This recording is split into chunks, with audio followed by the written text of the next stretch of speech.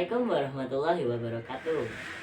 Oke, kali ini saya akan melaksanakan tugas wawancara kepada takmir. Perkenalkan, ini Pak Huda selaku takmir dari Masjid Al-Ikhlas. Oke, izin bertanya ya Bapak. Pertanyaan pertama, siapa pendiri dari Masjid Al-Ikhlas? Pendirinya adalah masyarakat Karijo yang waktu itu dipelopori oleh Panitia 9. Oh, Panitia 9 itu terdiri dari 9 RW yang diketahui oleh Ketua LKM. Waktu itu Ketua LKMT. Nah, ini tokoh masyarakat yang diwakili oleh Panitia 9. Ketuanya yaitu Bapak Haji Muhammad Royani almarhum.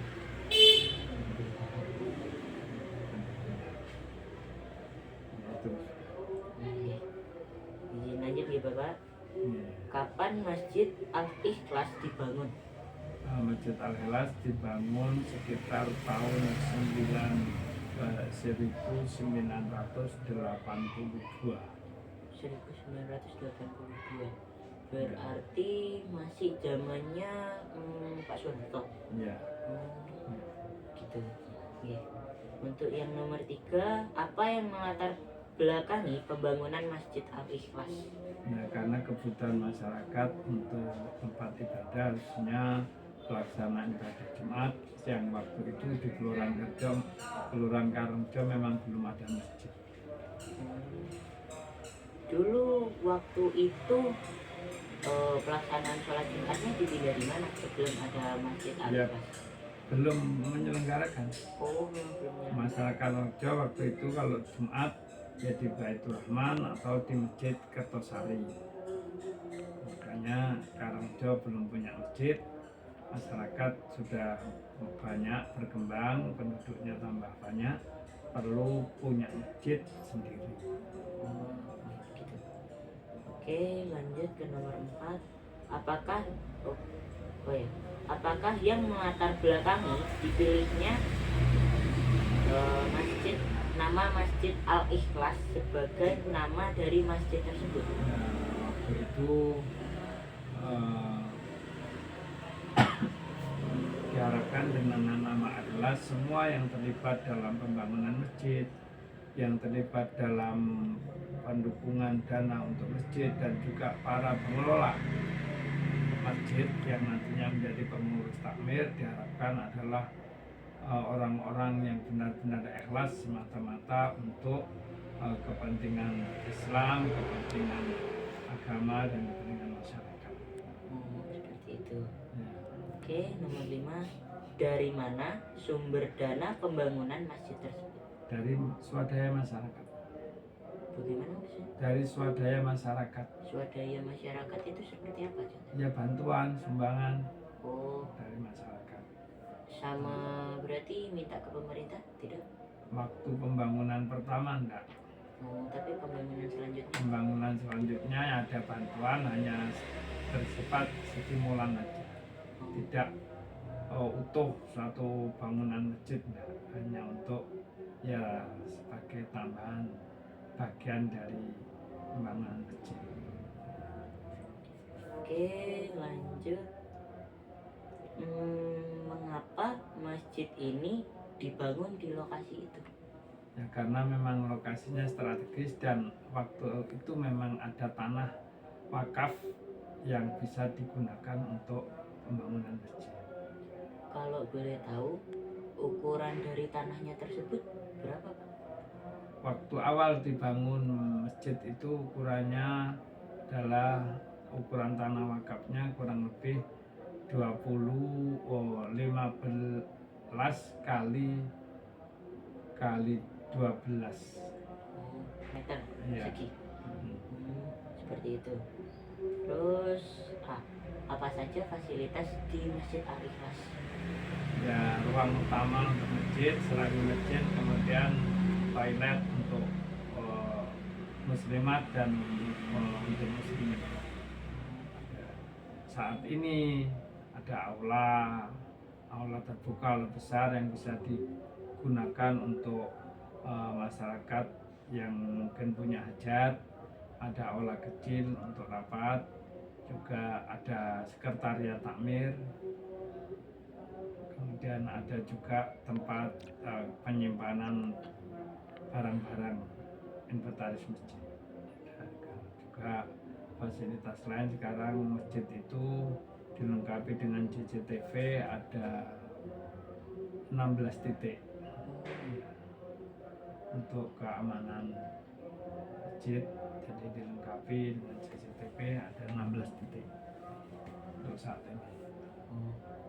Seperti itu. Oh, ini.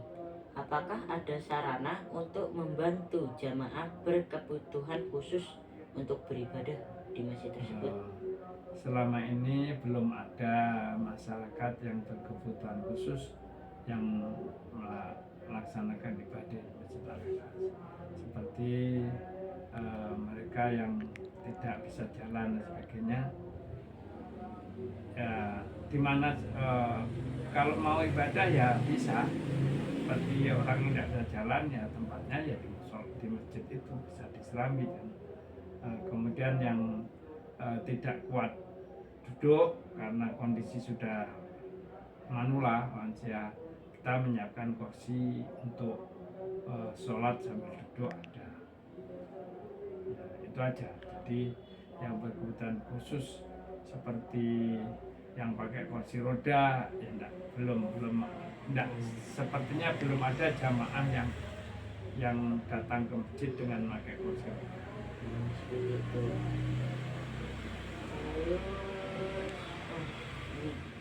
Apa ada perawatan untuk fasilitas yang digunakan di masjid? Ada di masjid kita ada 3 petugas kebersihan masjid, petugas marbot masjidnya ada yang menjaga dan mengelola alat-alat dan fasilitas masjid ada.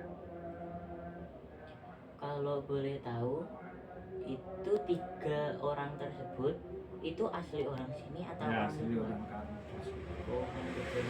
Berarti daerah-daerah Aceh. Iya, ya orang sini. Terus ini nomor 10. Apakah ada fasilitas di Masjid Al-Ikhlas yang sedang dibangun untuk sekarang ini? Saat ini belum. Oh, masih belum ada Belum. dana atau gimana? Ya, belum ada kebutuhan mendesak untuk penambahan fasilitas. Seperti itu. Terus selanjutnya, apa saja program kegiatan yang ada di masjid? Ya, kegiatan di masjid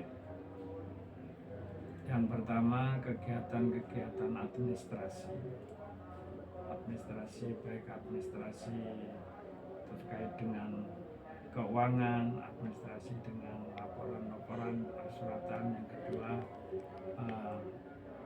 kemakmuran masjid, yaitu tentang kegiatan peribadatan, ibadah Jumat yang rutin diselenggarakan dengan segala petugas yang sudah terjadwal, kemudian sholat 5 waktu dengan imam yang juga sudah terjadwal, kemudian pengajian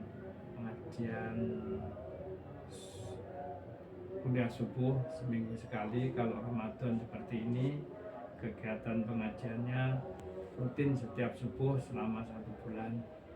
Kemudian kegiatan hari besar Islam seperti peringatan Maulid Nabi, peringatan Isra Mi'raj, kemudian kegiatan tahun baru, menyambut tahun baru Islam dengan kegiatan santunan anak yatim. Dan Ramadan ini selain kegiatan rutin Ramadan seperti sholat taraweh, kemudian kalau setiap malam Jumat ada sholat tasbih, dan kalau malam-malam ganjil seperti ini ada kegiatan etika bersama.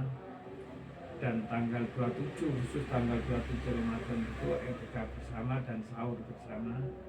Tanggal 26 sore ada kegiatan santunan anak yatim khusus bulan Ramadan dan buka bersama.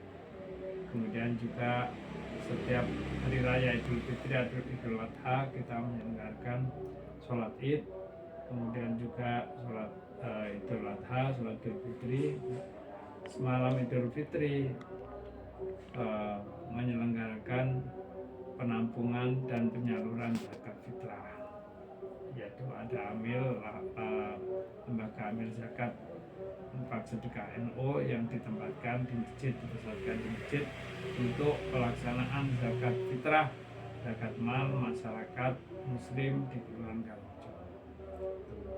Kemudian kalau Idul Adha kita juga menampung dan melaksanakan kurban yang dilaksanakan oleh masyarakat.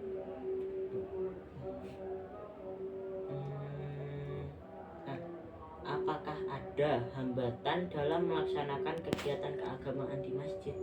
Selama ini tidak ada hambatan, artinya ya bisa dilaksanakan lancar-lancar saja, tidak ada hal-hal yang menyebabkan ibadah atau pelaksanaan kegiatan di masjid itu kemudian gagal dilaksanakan. Berarti sampai saat ini alhamdulillah lancar. Ya, lancar-lancar saja, baik dari dukungan dana dan juga situasi kondisi yang ada. Tidak ada yang kemudian menyebabkan kegiatan sudah direncanakan batal. Tidak ada. Seperti itu ya. Oke, nah ini berapa jumlah pengurus masjid pada saat ini? Jumlah pengurus masjidnya kurang lebih ada 20 orang. 20 orang. Ya, termasuk juga ada muslimat masjid, ada muslimat masjid kurang lebih ada anggotanya ada 25 orang yang akan mendukung kegiatan-kegiatan masjid, terutama bagian pemberdayaan muslimat dan khusus lagi untuk mendukung kegiatan masjid di bidang penyediaan konsumsi. Kemudian juga ada halte sedekah Jumat Berkah yang dilaksanakan oleh muslimat masjid. Setiap Jumat sudah dilaksanakan sekitar 4 tahun. 4 tahun. Setiap Jumat pagi subuh, besok subuh insya Allah juga ada pelaksanaan halte sedekah Jumat Berkah yang dilaksanakan besok subuh Jumat untuk para jamaah, untuk masyarakat yang ada di Kelurahan Karangrejo dan para duafa yang ada sasarannya. Itu dari semua pengurus itu aktif semua sampai Ya, saat ini. kalau aktif semua sepertinya tidak, ya hanya ada gantian beberapa yang kadang aktif kadang tidak. Tapi pengurus inti yang menopang atau bertanggung jawab terhadap kegiatan kemasjidan, terutama kemakmuran masjid, ya pengurus lainnya ya sesuai kebutuhan kadang-kadang aktif. Oke, lanjut.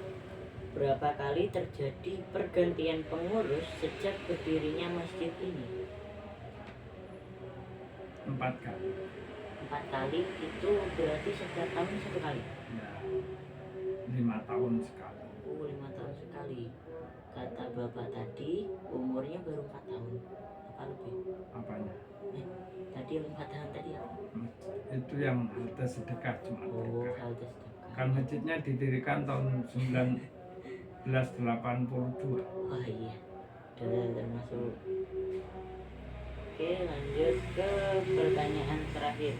Nah, sekarang siapa saja pengurus masjid dan perannya masing-masing? Kalau disebutkan semua enggak hafal ya. Ya, Hanya berapa aja.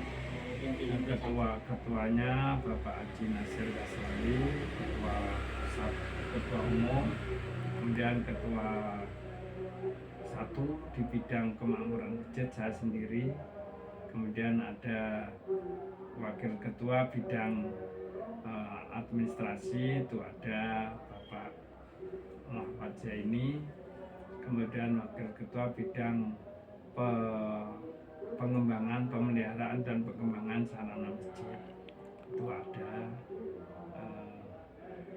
Kemudian itu Bapak Jailani, kemudian sekretarisnya Bapak Thoyib, bendaharanya Bapak Suprapto, dengan bagian-bagian yang lainnya, seksi-seksi selebihnya, yang pengurus intinya itu. Jadi masjid itu ada 3 kegiatan utama, yaitu pengelolaan administrasi dan keuangan, kegiatan kemakmuran masjid yang kayak tadi ibadah, kemudian peringatan Hari Besar Islam, pengajian dan lain sebagainya yang non fisik. Kemudian ada kegiatan yang fisik sifatnya pemeliharaan dan pengembangan masjid dan sarana atau fasilitas masjid. Yang saya hafal itu 3 bagian. Oh, ya, tidak apa-apa.